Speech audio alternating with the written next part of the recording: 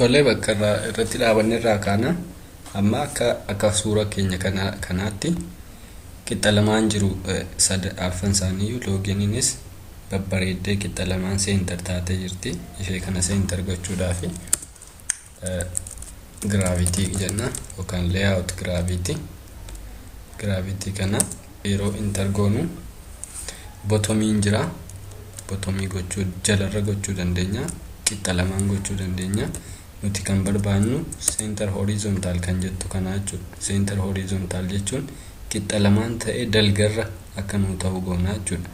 Kanaaf yoo barbaanne ishee kana copy goonee hunda isaaniif kennuu dandeenya. Akkuma argaa jirtan kana copy godhaati yookaan immoo irra deebitanii barreeffachuu dandeessu. Propertiin isaanii tokkumadha. Qixa lamaan godhanne jechuudha. Achi booda kana passwordin ishee inputin ishee bifa passwordidhaan asterisk akka ta'u asteriksiin maal afaan oromoodhaan egaa wal hubachuu barbaachisaa. Jechoonni teekinooloojii kompiitaraa kun afaan oromoodhaan baay'ee ulfaatu.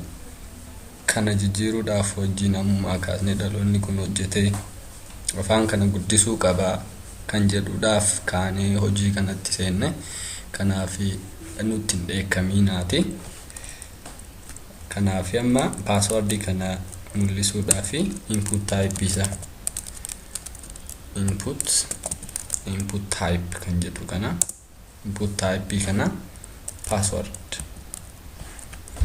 number passwordin jira. Bilbila qofaa pin code ifa hojjechuu barbaadan bilbila lakkoofsa qofaa pin ifa kanaaf passwordii goona. Number passwordin jira, text passwordin jira, visible password. Kanaaf ishee kana mee text password goona. Text password gooneeti gashinaa jechuudha. Ammas suura kana irratti gaafa laallu xiqqoo asirraan gadi bu'ee jira. Kanaaf maal goona? Irraa gadi bunnaa jechuudha ishee kana margin goona. Marginiin jira. Margin qofaa yoo jenne kara golee arfaniin marginii godha. Bottomii inni kara jalaa ol jechuudha. Asirratti margin toppii kana 25 dp yookaan density pixelii 25 gadi buusuu dandeenya.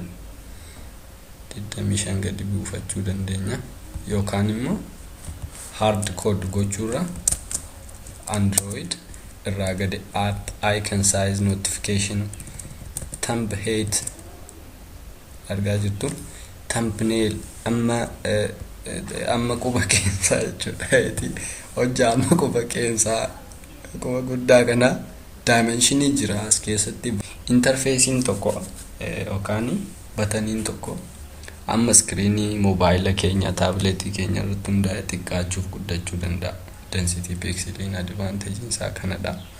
Kanaaf density pixel yookaan SP yookaan DP 25 jennee gadi buusurra thumbnail height already defined kan ta'e waan ta'eef thumbnail height tokko gad nuuf buusonnee kenninaaf jechuudha. Asirratti waa babbareechuu dandeenya. Fakkeenyaaf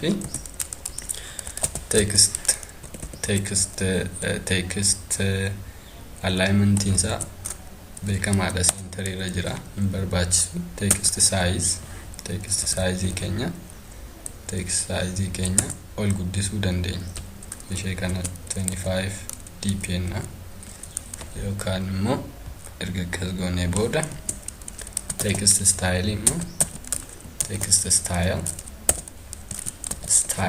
style come on text style kana bold ifurdisnaa jechuudha. Isa kaanis text style kana fufurdisuu dandeenya. Fufurdisuurra text style isaanii ol guddisuu dandeenya. Irra inputii kanas 20 goonaa. Ishee kanas 20 gochuu dandeenya. Come on 20 dp digdama density pixel digdama. Alright, ta'ee jechuudha. Mee amma raan goonee ilaalla maal akka inni fakkaatu. Mee maal ilaalla. Alright, baay'ee gadi bu'ee thumbnail isheetu sanatti baay'ee gadi buuse. Kanaaf asirratti barreessinee ilaallu 25 dp heightiin isaanii yookaan saayiziin input keenya asirratti immoo argitanii dot jira, tuqaatti jira akka password ta'uuf. Alright, kanaaf ol butuus hin dandeenya kan akka fakkii keenyaatti.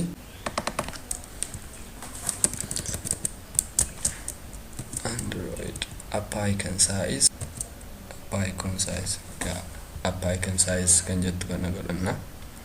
Dimension is app icon size da. Amma icon yookaan icon application is height ishee fudhata jechuudha. Marginii irraa gadee gaafa laalu height ishee kana fakkeenyaaf Gmail ittiin kun jirti, height ishee kana fudhata. Kana jechuun come on deemika indeed.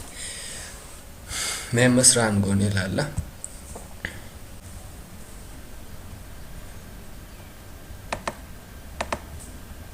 Wow, cool. Kun baay'ee bareedingaa ammaaf nugaa xumurree jechuudha. Interface hojjechuu xumurree. Amma maalti nu hafaa? Asirratti maqaa gashinee tolaa inni gashinee password erga gashinee booda gaafa seeni jennee click goonu maalti ta'uu akka qabu. Fakkeenyaaf yoo internetii irratti seenaa jirra ta'e internetii load goonee username keenya password keenya check godha. Yookaan immoo seeni gaafa innu application kan biraatti akka inni nu fiduu jechuu gochuu ni dandeenya jechuudha. Fakkeenyaaf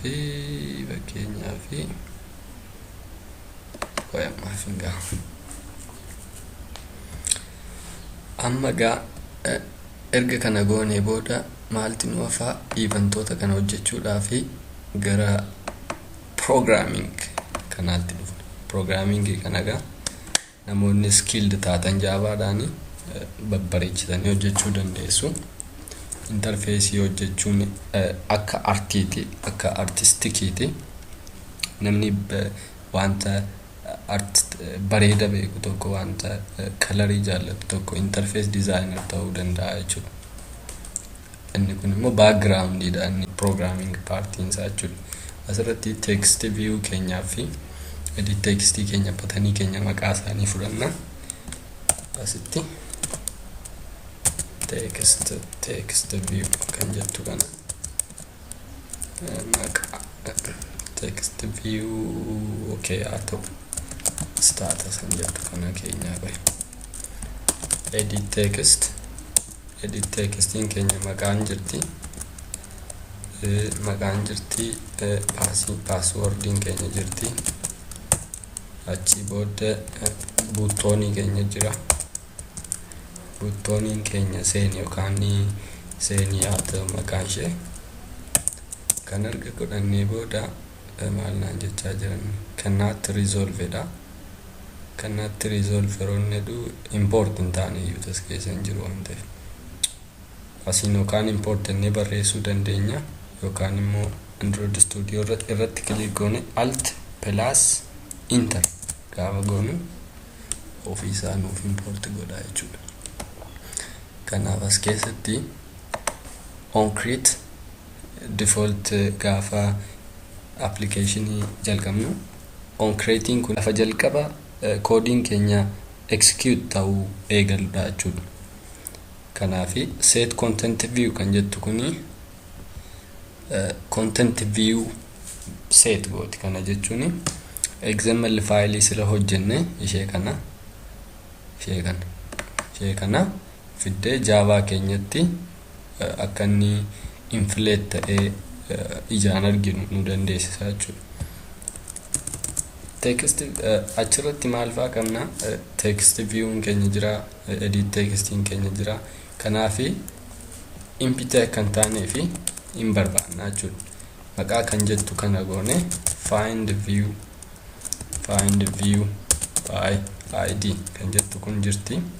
Kanaafi as keessatti maal goona r.id kana jechuun r'n kun Android Studio keessatti ko Android programming keessatti resource jechuudha.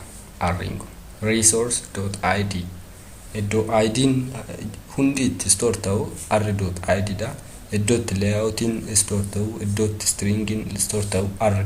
jennee jalqabna jechuudha. r.id fakkeenyaaf maqaan jettu qabna. Right gooneerra password kanaafis find view by id r.id pass jettee yaadatoo ta'e ishee kanadha. Achi booda bataniidha. Achi booda seenan jettu kana jirti. Ishee kanaafi find view by id r.id.seni. Here you go.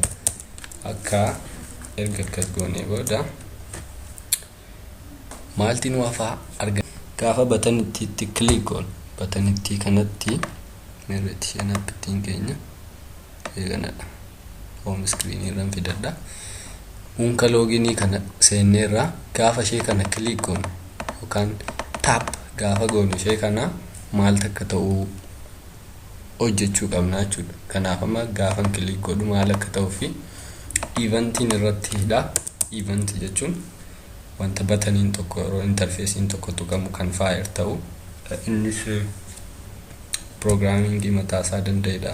Beektu triggering the event firing eventiin kun kanaafi seeni kan jettu kana set on click listener argitanii on click listener kana click gaafa goonu event listen kan ta'udha. Asirratti anonymous class kana fayyadamne on click listener on click ishee jettu kana goonaafee jechuudha. Argitanii sa'aatii batanittiin tuqamtu kanatti functionii kana keessa fiigee dhufaa jechuudha. Functionii kana keessa fiigee gaafa dhufu as keessatti hojii keenya hojjechuu dandeenya jechuudha.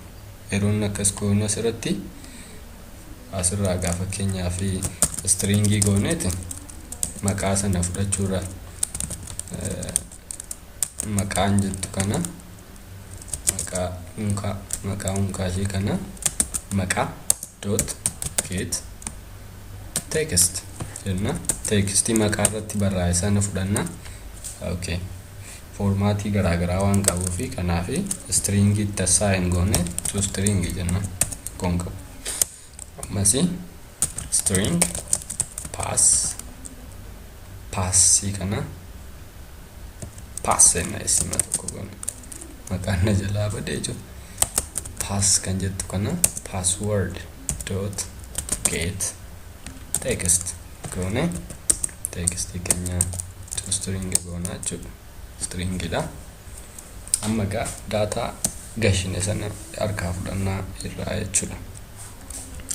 Achi booda erga fudhannee booda gaafa bataniitti kanatti buunu data keenya sana fudhatee dhaqeetu akka activity kan biraanuu banu gochuu dandeenya. Kanaaf package keenya irratti com.mallattoo.unka loginii kanatti new activity an jettu kana banannaa jechuudha.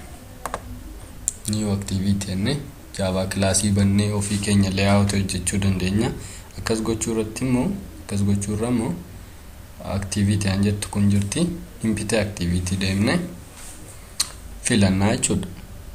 Kanaaf yeroo batanii click goonu akka impite activity kana bira nu dhufu goonu. Ifadha mitiire. Kanaaf erga an jettu kana Javaadha as keessadha. Launch activity mini launch activity jechuun activity keenya isa jalqaba mul'atu.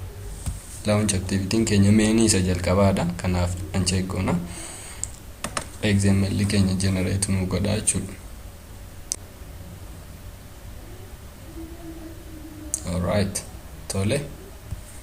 Erga nu fixee booddee asitti mee text view tokko godhanne wrap content asirratti id ishee bakka kan jettu kana. Okay, constraint kun jump to 0 dha. All right, kas gochuu dandeenya. Wanti kuni layoutiin gubbaa kun waan ta'eef relative coordinate waan ta'eef linear layout gooneetu match parent gooneetu kanaafi text view keenyas gidduu gochuu dandeenya jechuudha. But text view tokkitti waan qabnuufi orientation parent isaatti kennuu dhiisuu ni dandeenya. Mirga keenyadha kaname. Gravity ishee center horizontal goona. Bakka itti id ishee kanaaf cufuu nan danda'a jechuudha. Ergaan jettu kana cufeetanii class keenya main class keenya kana duraatti deebeen maaliin godha yeroo batanii qotuku activity ishee sana naa fidaa jechuudha.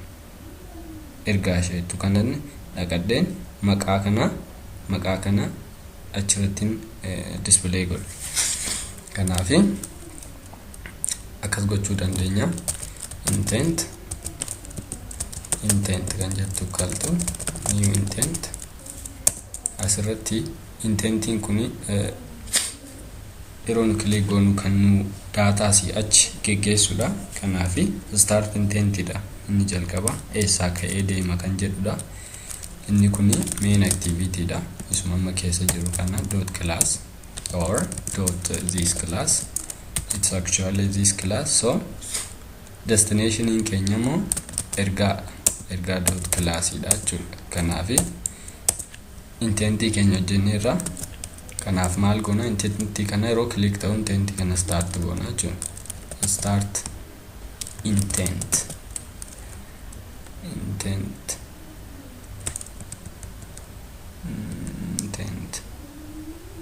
no start activity, sorry divan start activity goone intenti kana ka input itti kenninaaf jechuudha. Kama ka input itti kenninaaf intenti kana jechuudha. Amma gaa click gaafa goonu achi nu deemuu qaba jechuudha. Meeraan goone ilaalla application keenya.